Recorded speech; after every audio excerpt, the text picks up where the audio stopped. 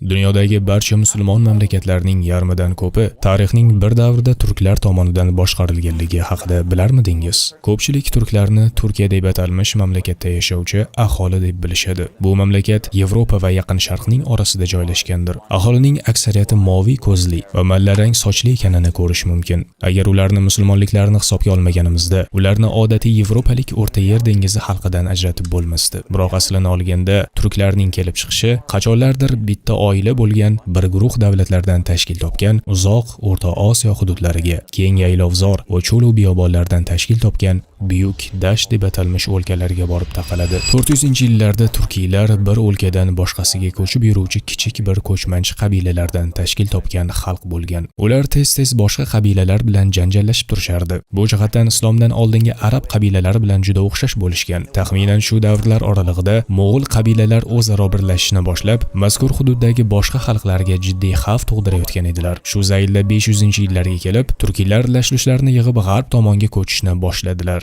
Buyuk dashning o'ziga xosligi shundaydiki, bu hudud keng va tekis bo'lib, u yerda unchalik ham ko'p odam yashamas edi. Shu sabab turkiylar g'arb tomonga harakatlanishni boshlaganlarida deyarli qiyinchiliklarsiz katta hududlarni o'zlashtirishga muvaffaq bo'lishgan. Oxir-oqibat ular o'zlarining yangi yerlarini birlashtirib, ilk turk xoqonligini shakllantirdilar. Bir necha yuz yillar oldinga qarab yuramiz. Musulmonlar Arab yarim oroli hududidan chiqib, turk xoqonligi sarhadlarigacha yetib kelishdi. O'rta Osiyo yerlariga Umaviylar davridan boshlab islomni olib kelish harakatlari boshlangan.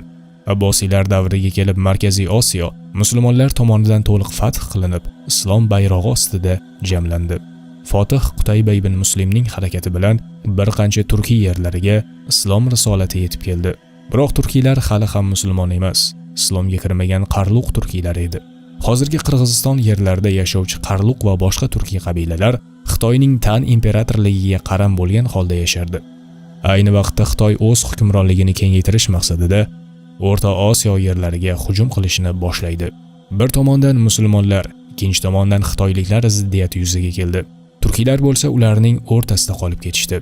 751-yilda Xitoy qo'shini qo'mondoni Gao Turkiy yerlariga yurish qiladi.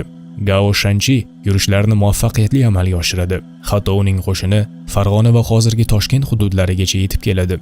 Shu bilan butun O'rta Osiyoni xatarga qo'yadi. Abbosiy musulmonlar Xitoy bosqiniga qarshi choralar ko'rishni boshlaydi.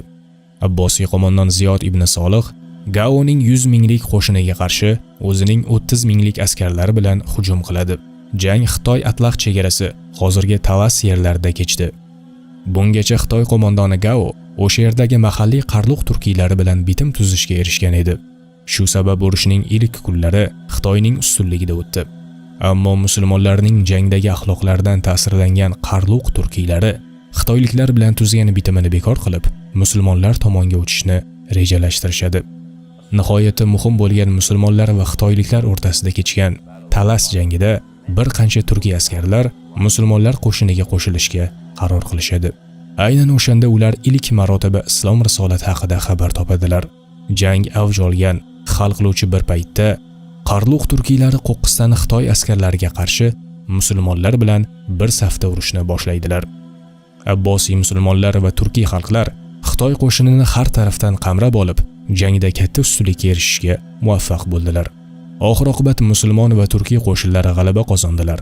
Jang tugaganidan so'ng hatto qarluq turkiylari islomni qabul qilishadi. Aynan mana shu tarixiy nuqta qolgan turkiylarning ham islomni qabul qilishlariga asosiy omil bo'ldi. Bir qancha 100 yillardan so'ng Buxorolik tojir, darvoqe Imom Buxoriy aynan o'sha yerlik bo'lgan. Xullas o'sha tojir savdo ishlari bilan O'rta Osiyo bo'ylab safar qiladi. U o'sha yerlik musulmon bo'lmagan turk xoqonidan shu yerga masjid qursam bo'ladimi? Sababi musulmonlar endilikda bu savdo yo'lidan tez-tez foydalanishyapti deb so'raydi. Xoqon unga ruxsat beradi hamda qurilish uchun bir oz pul ham beradi. Oxir-oqibat musulmon karvonlari yuradigan yerga masjid quriladi va musulmonlar shu yerda to'xtab namoz o'qib, biroz dam oladigan bo'lishadi. 12 yoshlik Saduq Bug'roxon ismli bir bola buni ko'radi va unga bu qiziq tuyuladi.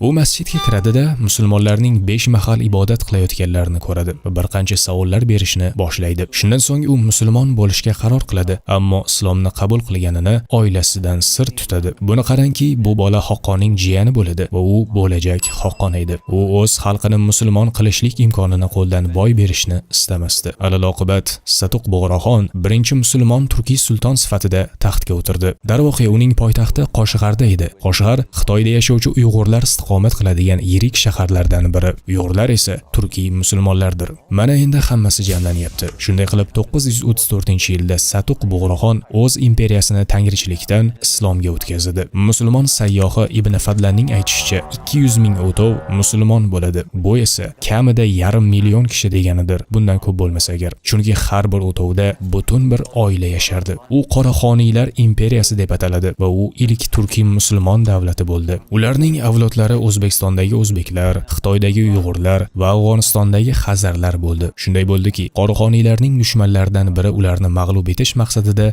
boshqa bir qabilani shakllantirdi. Bu ularning yaqinida yashovchi Somoniylar Forsiy qabilasi bo'lib, ular mana shu yer uchun kurashishni boshlaydilar. Somoniylarga keladigan bo'lsak, bu vaqtda ular musulmon bo'lishgan va O'rta Osiyo bo'ylab islom risolatini yoyishgan. Endilikda Qoraxoniylar ham musulmon bo'lgani ajoyib ish edi, biroq yer talashish mojarosi bu bilan hal bo'lmadi. Somoniylar sultoni Ismoil Somoniy bu mojaroni hal qilish uchun hududdagi boshqa bir turkiy qabilalar bilan bitim tuzishga qaror qiladi. Tuzgan bitimini mustahkamlash maqsadida o'z qizini o'sha turkiy qabila boshlig'iga turmushga beradi. Ismoil ularga juda tez ta'sir qildi va bu turkiy qabila ham islomni qabul qiladi. Bu turkiy qabilalar O'g'uzlar deb atalardi.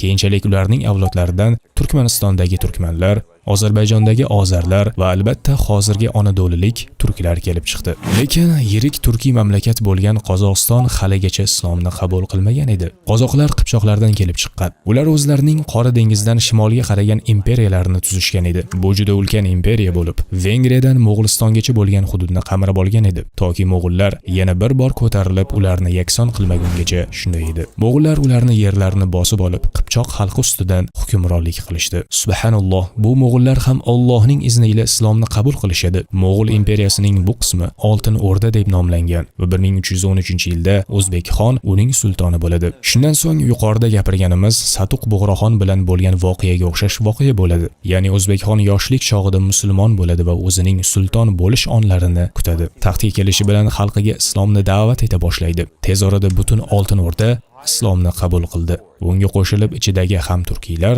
ham mo'g'ullar ham musulmon bo'ldilar. Qipchoq turkiylardan keyinchalik Qozog'istondagi qozoqlar, Qirg'izistondagi qirg'izlar va Rossiya hamda Sharqiy Yevropadagi tatarlar kelib chiqdi. Mo'g'ullar boshqa tarafdan yana ko'plab turkiy xalqlar bilan aralashishda davom etdilar. Bu esa o'zbeklar bu nomni O'zbekxondan olgan degan taxminga asos bo'ladi. Ular turk-mo'g'ul aralashuvidan kelib chiqqan bo'lishlari mumkinligi ehtimoldan xoli emas. Qizig'i shundaki, bu turli xil turkiy va mo'g'ul qabilalari keyinchalik islom tarixidagi eng qudratli va uzoq muddatli imperiyalarga asos solishdi. Usmoniylar, Saljuqiylar va Zangiylar, ularning hammalari O'g'uzlardan kelib chiqqanlar. Mamlukiylar, Xorazmshohlar va No'g'ay o'rdasi, bularning bari Qipchoqlardan kelib chiqqan. Turk-mo'g'ul musulmonlar esa Buyuk Mo'g'ullar imperiyasi, Tug'loqiylar sulolasi va Qrim xonligini shakllantirishda davom etdilar. Turkiylar ummat rivojiga katta hissa qo'shdilar hamda Mo'g'uliston, Ukraina, Hindiston va Bosniya kabi olis o'lkalarga islomni yoydilar. Lipka tatarlari haqida o'ylab ko'ring. Ular Polshadagi turkiy musulmonlardandir.